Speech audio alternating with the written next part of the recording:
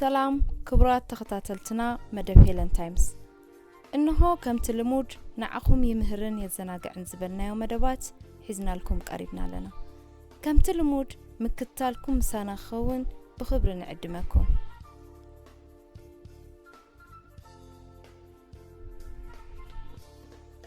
ናይ አፍሪካ አምባገነን መራሒ ኢዲ አሚን ዳዳ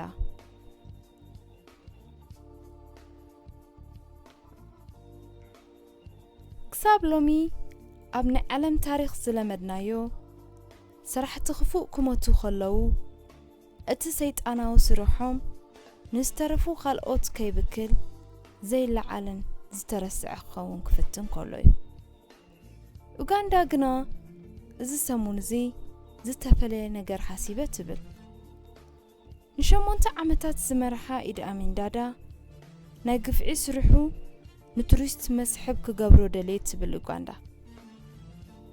ናይ ሰብ ስጋ ኣብ ፍሪጆም ጸኒሑ እዩ ሰበይቱን ከይተረፈ ቀቲሉ እዩ ናይ ስኮትላንድ ንጉሴ ብምባሉ መዛረቢ ኮይኑ እዩ ዝበሃል ኢዲ አሚን ዳዳ ካብ ዝተወልደሉ ቦታ ጀሚሩ ክሳብ ዝተቐትለሉ ንቱሪስት እንዳርኣና ናይ ወጻኢ ሸርፊ ክንረኽበሉ ኢና ክብሉ ናይ ኡጋንዳ ቱሪዝም ሚኒስተር ተዛሪቦም እዮም ንምዃኑ ኢዲ አሚን ዳዳ እንታይ ዓይነት መራሒ ነበረ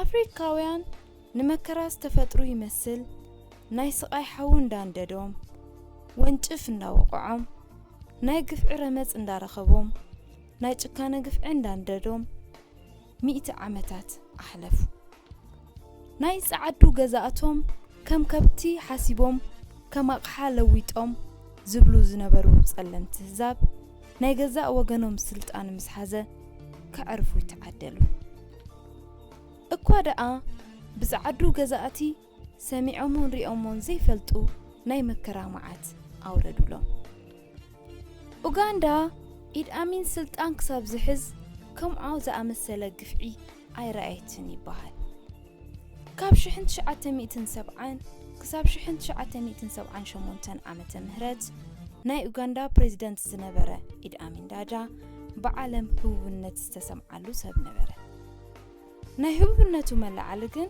ሰናይ ምግባሩ ይነበረ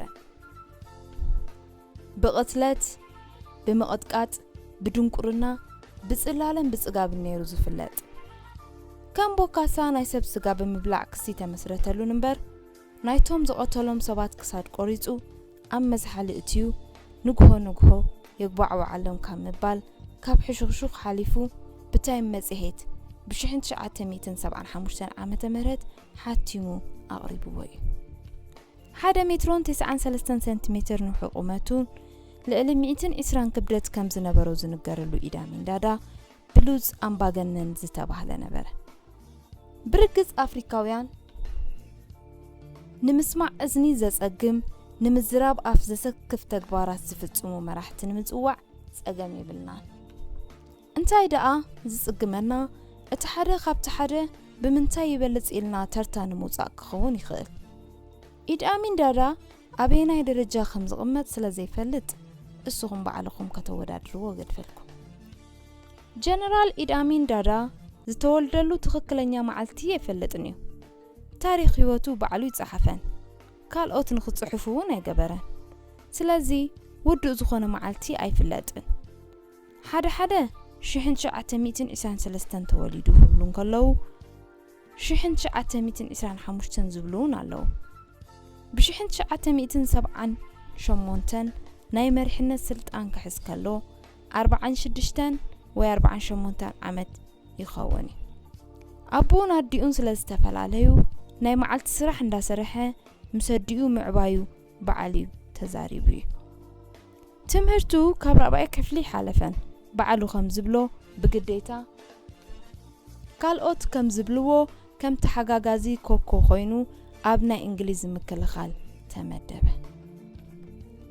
ኢዲ አሚን ብወታደርነቱ ዝተመስገነ ኣሰራርዓ ነፍሱ ናይ እንግሊዝ ቋንቋ አጠቃቅምኡ ብእንግሊዛውያን ዓይኒ ናኣዳ ስለ ዘውሃቦ ንሓለቃ 10 ማዕረግ ኣብ ዓመቱ ድማ ንሓለቃ 50 ማዕረግ ተሾመ ኣብ ካልኣይ ኩናት ዓለም ፍጻመ ናብ ባርማ ወተሃደራዊ ግዴታ ከቲቱ እንግሊዛውያን ናይ ኬንያ ናይ ናጽነት ተጋደልቲ ንምጭፍላቕ ዝገበርዎ ፈተነ ንኢዲ ኣሚን ተጠቂሞሙሉ እዮም። ሻለቃ ኢዲ ኣሚን ከዓ ነቶም ተጋደልቲ ንምቕታል ተሓባቢርዎም ነበረ። ኡጋንዳ ናጽነታ ብ1961 ክትረክብ ከላ ናይ ሻለቃ ማዕረግ ሂቦም ናይ ሰራዊት ምክትል ኣዛዚ ገበርዎ። ሻለቃ ኢዲ ኣሚን ዳዳ ፍሉጥ ተጓሳጢ ነበረ።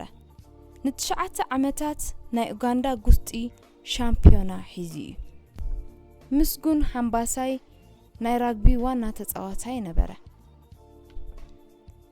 እዚ ክነግረኩም ዝደሊ ከጥቃዓኩም ዝደሊ ወይ ውን ሃገር ከጥቅዕ ዝደሊ ንምስዓር እቲ እንኮ መገዲ ብምዝራር ምስዓር እዩ። እዚ ኣዝዩ ኣድላይ እዩ። እንግሊዛውያን ንዩጋንዳ ናጽነታ ከምልሱ ከለዉ ካብ ዩጋንዳውያን ኩሎም ኣብሊጾም ንኣሚን ብምፍቃዶም ናይ ምክልኻል ቀንዲ ሓላፊ ገይሮም እዮም። ሚልቴኔ ቦቲ ናይ መጀመርያ ቀዳማይ ሚኒስተር ክኸውን ከሎ ንኢዲ ኣሚን ኮነሬል ገይሩ ኣዛዝ ሰራዊት ሸይምዎ እዩ። ብዒሉ ሓዲሩ ግን ክልቲኦም መራሕቲ ምስምማዕ ሰኣኑ። ኢዲ ኣሚን ነቶም ኣባላት ገባር ብውትድርና ምስልጣን ጀመረ። ንሚኒስትሪ ምክልኻል ካብ ዝተመደበ ረድኤት 20,000 ፓውንድ ከም ዝሰረቐ ተፈልጠ። ስለዚ ፕሬዝዳንት ቦቴ ካብ ኣዛዚ ሰራዊት ማዕረጉ ኣግዲሉ ናይ ሓይሊ ምድሪ ኣዛዚ ጥራይ ገበሩ። ኮነሬል ኢዲ ኣሚን ናይ መጻኢ ዕድሉ ሓሰበ። ኣዛዚ ሰራዊት ዝኣክል ምምራሕ ዕቤት ግድን ስለ ዝኾነ ኢዲ ኣሚን ነቲ ግዜ ክጥቀመሉ ፈተነ።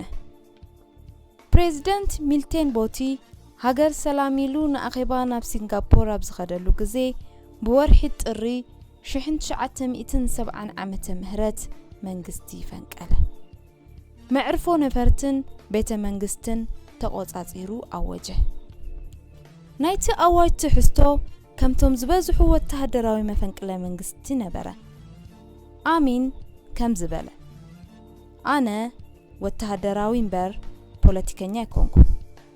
ኩነታት ምስ ተረጋገአ ብምርጫ ንሳዕረ ሰብ ስልጣን ክገድፈሉ እየ በለ። ኡጋንዳውያን ሓቂ መሲልዎም ፈቐዶ ጎደና ሳዕስዑ። ናይ ቀደም ወተሃደራ ብምዃኑ ክትጥቀመሉ እየ ኢላ ዝሓሰበቶ እንግሊዝ ኣነ ምሳኻ እየ በለቶ። ኢዲ ኣሚን ካብቶም ካልኦት ኣፍሪካውያን ወተሃደራት ኣምባገነን ዝፈልዮ ናይ መታለሊ ግዚኡ ንምንዋሕ ብዘይ ምድላዩ ነበረ። ስልጣን ምስ ሓዘ ኣብ ሰሙኑ ንኡጋንዳውያን እቲ ሓቂ ነገሮም። ካብ ሕጂ ንንዮ ኣነ ኤጎይታኹም ኢሉ ነገሮም።